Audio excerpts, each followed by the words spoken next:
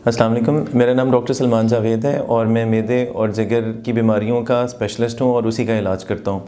आज का जो हमारा टॉपिक है जिस पे हम बात करेंगे वो एक बहुत आम सा टॉपिक है जो अक्सर लोगों को इसकी शिकायत होती है, वो है मैदे की और पेट की गैस के बारे में। आम तौर पे भी पेट में जब हाजमा होता है, मैदे में भी जब हाजमा होता है तो रूटीन में कुछ गैस पेट के अंदर बनती है और वो रूटीन में हमारी जैसे एक कुदरती तरीका होता है कि वो पास हो जाती है, उसका इखराज हो जाता है। लेकिन बात वहाँ पे ख़राब होती है जब हमें ये प्रॉब्लम थोड़ा सा ज़्यादा मिकदार में होना शुरू हो या ज़्यादा टाइम के लिए होना शुरू हो।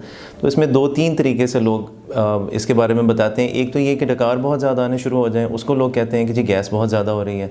या फिर ये कि ये महसूस होना शुरू हो कि पेट में थोड़ा सा फुलाव आना शुरू हो गया, पेट थोड़ा सा टाइट होना शुरू हो गया। और तीसरी चीज़ जिसके बारे में लोग कंप्लेंट करते हैं वो है कि गैस का इखराज ज़्यादा हो रहा है या फ्लेटस ज़्यादा पास हो रहा है। तो इन तीनों चीज़ों को कहना शुरू कर देते हैं कि जी गैस पेट में ज़्यादा हो रही है। और हर पेशेंट की इसके बारे में मुख्तलिफ राय होती है।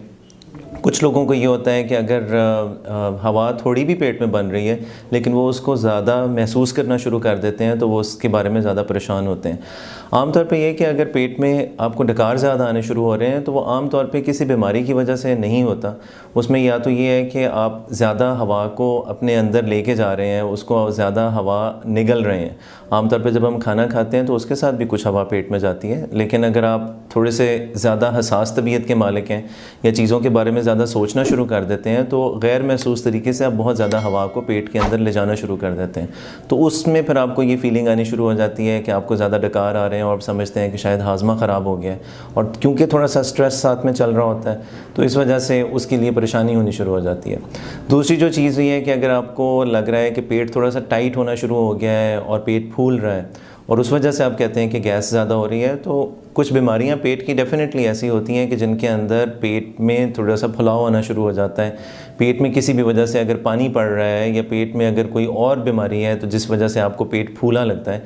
लेकिन ख़ास तौर पे जो गैस की वजह से प्रॉब्लम होता है वो कुछ ऐसा नहीं है कि हम कहें कि वो कोई बीमारी है। तो उसमें भी जो ज़्यादा जो चीज़ें हैं वो यही कि या तो आपकी ख़ुराक के अंदर कुछ ऐसी चीज़ें हैं जिसकी वजह से आपको ये फीलिंग ज़्यादा आनी शुरू हो जाती है। हाजमा अगर डिले हो जाता है कि खाना जो खा रहे हैं वो देर से हज़म हो रहा है तो फिर मसला होता है। और तीसरी चीज़ ये है कि बड़ी आंत के अंदर बाज़ औक़ात कुछ ऐसे जरासीम होते हैं जो कि जब हमारी ख़ुराक हज़म होती है और उसके ऊपर वो जरासीम काम करते हैं तो वो गैस ज़्यादा बना देते हैं।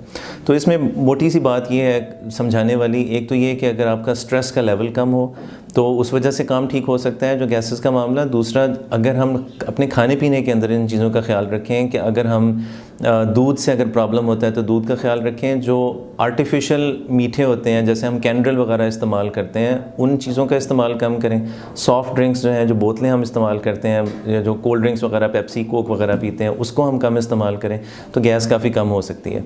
दूसरा, सब्ज़ियों में और फलों के अंदर ख़ास तौर पर ये जो बीन्स हैं, लोबिया है, गोभी है, गाजर है, अगर कच्ची सब्ज़ियाँ इस्तेमाल कर रहे हैं तो उससे बाज़ औक़ात गैस का मसला ज़्यादा हो जाता है। तो आप ख़ुद ये देखें कि किन चीज़ों के खाने से आपको ये मसला ज़्यादा होता है, उनको रोकें।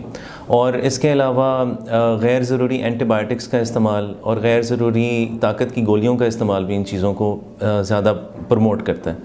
तो ये एक ओवरऑल मैं आपको बता रहा हूँ कि ये चीज़ें फ़र्दर फिर ये है कि अगर कोई बीमारी है या कोई भी चीज़ है तो अपने करीबी किसी डॉक्टर से रब्ता करके तो मज़ीद आप उसको देख सकते हैं कि ये गैस की वजह क्या हो रही है।